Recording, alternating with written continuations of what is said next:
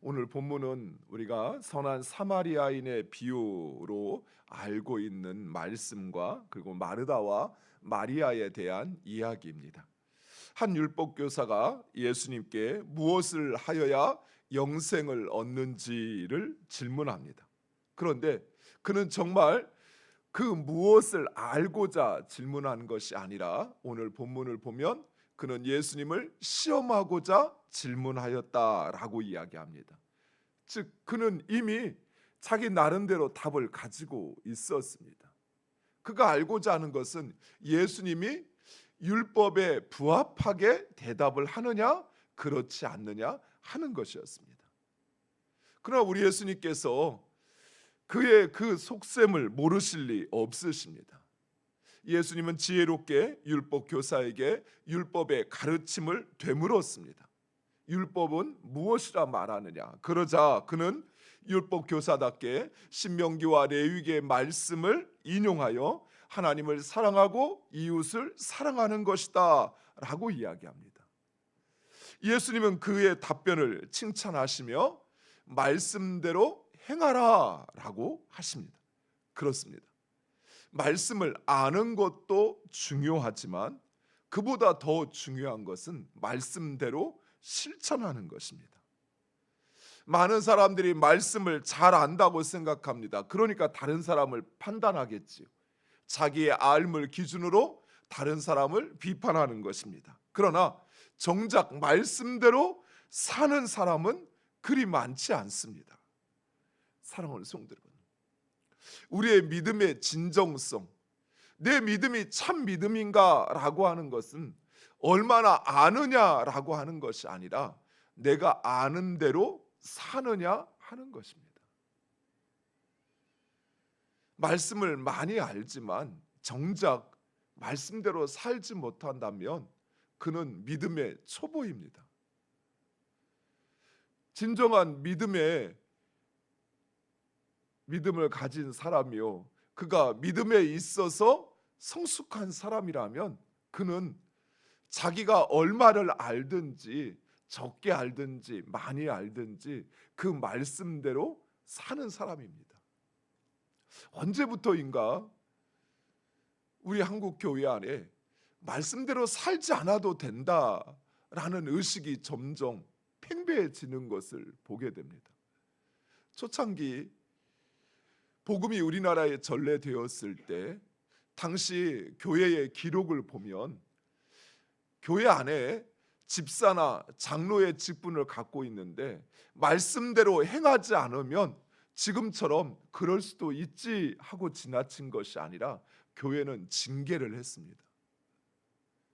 때로는 성찬에 참여하지 못하게 했고요, 때로는 교회 앞에서 기도하는 것을 제한시키기도 했어요. 왜요? 말씀대로 살지 않는 것은 결코 우리가 선택할 것이 아니라는 것입니다.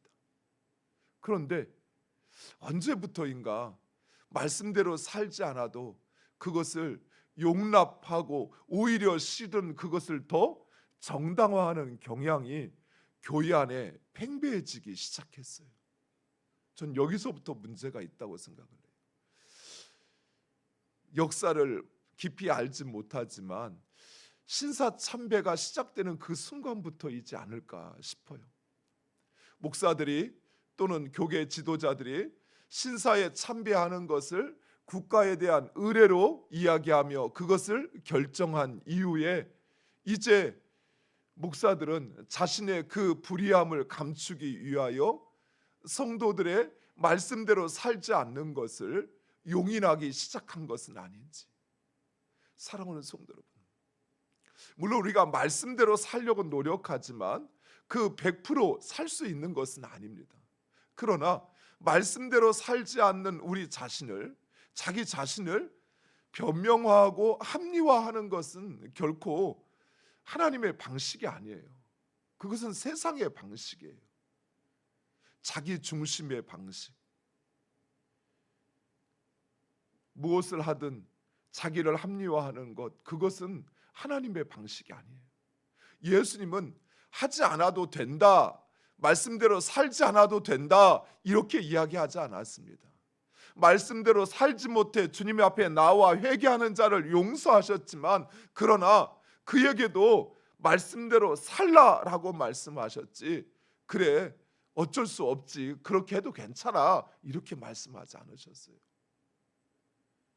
사랑하는 성도 여러분, 우리는 우리의 마음을 즐겁게 하고 편안하게 하는 말씀을 듣는 것이 아니라 진리의 말씀을 들어야 합니다. 내 마음이 좀 힘들더라도, 내 마음에 찔림이 있고 아픔이 있더라도 진리의 말씀을 듣고 그 말씀을 따라 살아야, 그래야 우리가 승리할 수 있고, 그래야 우리가 그 하나님의 역사를 경험할 수 있습니다. 무엇보다도 하나님의 사랑과 이웃 사랑은 별개의 것이 아니라 하나라는 사실입니다. 즉, 하나님을 사랑하는 사람은 당연히 이웃을 사랑할 수밖에 없습니다. 왜요? 그 하나님이 우리에게 이웃을 사랑하라 말씀하기 때문에 그렇습니다. 내가 사랑하는 사람이 나에게 말하는 것을 내가 소중히 여기듯이 하나님을 사랑하는데, 그 하나님께서 나에게 이웃을 사랑하라고 말씀하셔요. 반대로 하나님을 사랑한다 하면서 정작 이웃을 사랑하지 못한다면 그 사람은 하나님을 사랑하는 것도 하나님을 아는 것도 아니라는 사실입니다. 예수님의 말씀에 율법 교사는 자신의 옳다함을 인정받고자, 이 말은 자신은 이웃을 사랑하고 있다는 사실을 나타내고자 예수님께 내 이웃이 누구입니까? 내가 사랑해야 할 이웃이 누구입니까? 라고 묻습니다. 그런데 이 질문은 우리가 생각하는 것보다 더 훨씬 심오합니다. 왜냐하면 율법교사는 단순히 나의 이웃이 누구인가 라고 하는 것을 묻는 것이 아니라, 내가 사랑해야 할 그 이웃의 범위가 어디까지인가 라고 하는 것을 질문함으로써 예수님의 잘못됨을 비판하려고 하는 것입니다. 즉, 당시 유대인들에게 있어서 이웃은 자기 자신을 중심으로 나의 형제, 나의 친척, 그리고 나의 동족이었습니다. 그런데 예수님은 이러한 유대인들이 생각하는 이웃의 개념을 뛰어넘어서 이방인들도, 원수처럼 여겼던 사마리아인들도, 또 죄인이라 부정하게 여겼던 그런 세리와 그런 창녀들도 예수님은 함께 밥을 먹고 그들과 함께 교제하고 함께 행하였던 것입니다. 함께 밥을 먹는다는 것은, 그것은 바로 그 사람이 나의 형제요 이웃이라는 사실을 말하는 것이죠. 즉, 예수님은 이러한 유대인들의 이웃관을 초월하여 말씀하시고 행동을 하셨던 것입니다.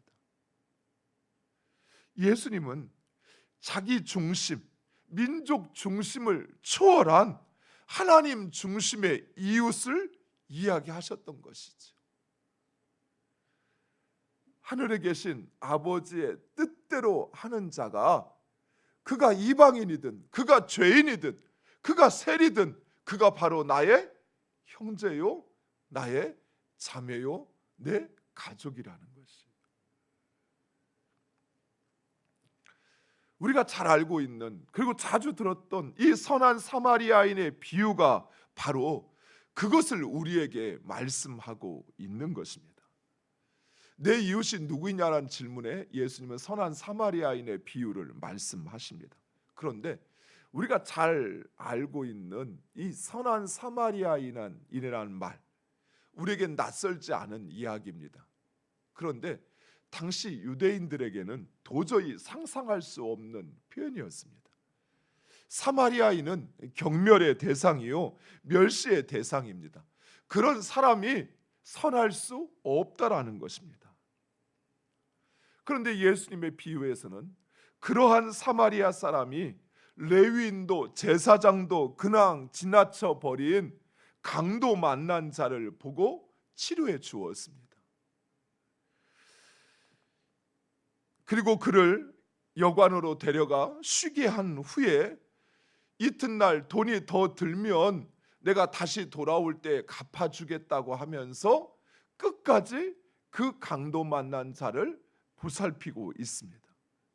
즉 선한 사마리아인은 단순히 호의를 베푼 게 아니었어요.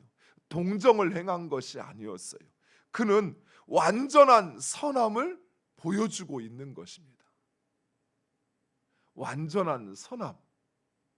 단순한 호의가 아니라 그 강도 만난 자의 삶을 온전히 책임지는 선함을 보여주는 것이에요. 더욱이 이 강도 만난 자를 지나쳤던 제사장과 레위인, 이들이 누구입니까?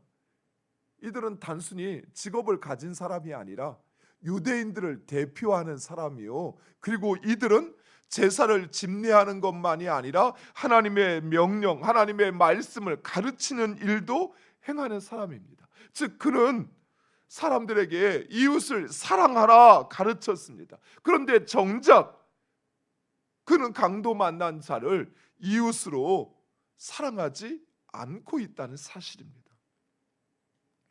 아는 것과 실천하는 것에는 분명 차이가 있습니다. 물론 레위인도 제사장도 다 그럴 만한 이유가 있었겠지요. 가서 제사를 집례해야 되는데 강도 만난 자, 곧 피를 흘리는 자를 만지게 되면 부정하게 되니까, 그래서 제사를 집례할 수 없으니 그냥 지나쳤을 수 있습니다. 또 레위인도 급한 일이 있어서 그래서 강도 만난 자를 지나칠 수 있었을 것입니다. 무엇보다도 그가 강도 만난 자를 돕지 않았던 것은 그 사람을 자기의 이웃으로 여기지 않았다는 것입니다. 여기에 이 비유의 핵심이 있습니다.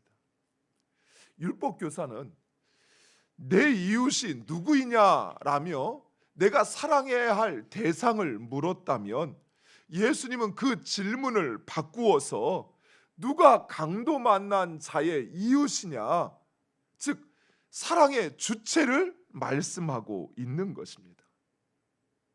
즉 내가 생각해야 할 이웃은 나의 형제, 나의 가족, 내 친척, 우리 친구만이 아니라 바로 우리의 도움을 필요로 하는 그 모든 사람이 나의 이웃이라는 사실입니다. 예수님은 단순히 강도 만난 사람만을 이웃이라 말씀하는 것이 아닙니다. 도움을 필요로 하는 그 모든 사람이 곧 내가 사랑해야 할 대상이요, 나의 이웃이라는 사실을 말씀하고 있는 것입니다. 사랑하는 성도 여러분, 율법 교사 또 제사장과 레위인들은 자기 중심의 세계관을 가지고 그리고 이웃을 보았습니다. 그러나 예수님은 하나님 나라의 세계관으로 이웃을 보라고 말씀하고 있는 것입니다.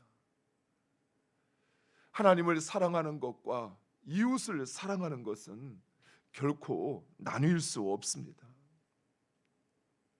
사랑하는 성도 여러분, 하나님을 사랑한다면 우리는 당연히 이웃을, 그리고 그 이웃은 내 중심으로 내가 바라보았을 때 나와 얼마나 친하느냐, 내 도움이 내가 도와주어야 하는 사람이냐, 그런 이웃이 아니라 나의 도움을 필요로 하는 그 모든 사람이 나의 형제가 되고 나의 이웃이 된다는 사실을 말씀하고 있는 것입니다.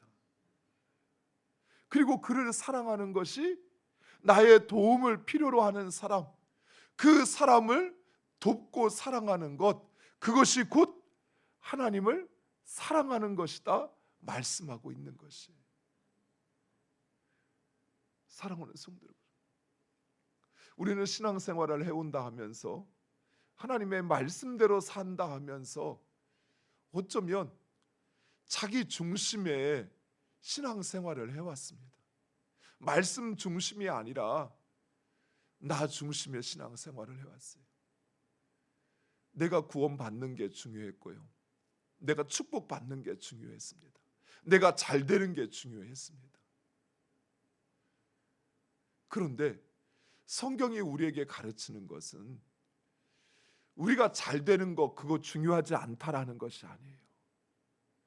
다른 사람이 잘 되는 것 그것이 곧 네가 잘 되는 것이라 말씀하고 있는 거예요. 다른 사람이 형통하는 것 그것이 곧 네가 형통하는 것이라 말씀하는 거예요. 우리 속담에 사촌이 땅을 사면 배가 아프다고 그러죠. 이것이 세상의 방식이에요. 그런데 하나님 나라의 방식은요, 그 사촌이 곧 나예요. 그 사촌이 곧 내 자식이고 내 형제예요. 그래서 그가 땅을 사는 것이 나로 배를 아프게 하는 것이 아니라 오히려 그것이 내가 기뻐할 일이고 내가 하나님께 영광을 돌려야 할 일이 되는 것입니다.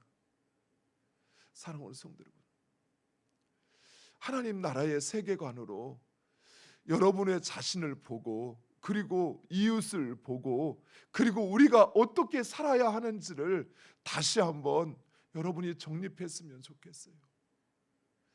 하나님을 사랑한다 하면서 이웃의 아픔과 이웃을 외면하고 그리고 그 하나님을 예배하는 자리에 찾았던 제사장과 레위인들처럼 또는 말로는 사랑해야 한다 가르치면서 정작 사랑하지 않는 유선적인 삶을 살았던 그들처럼 우리도 그렇게 살아가고 있다고 한다면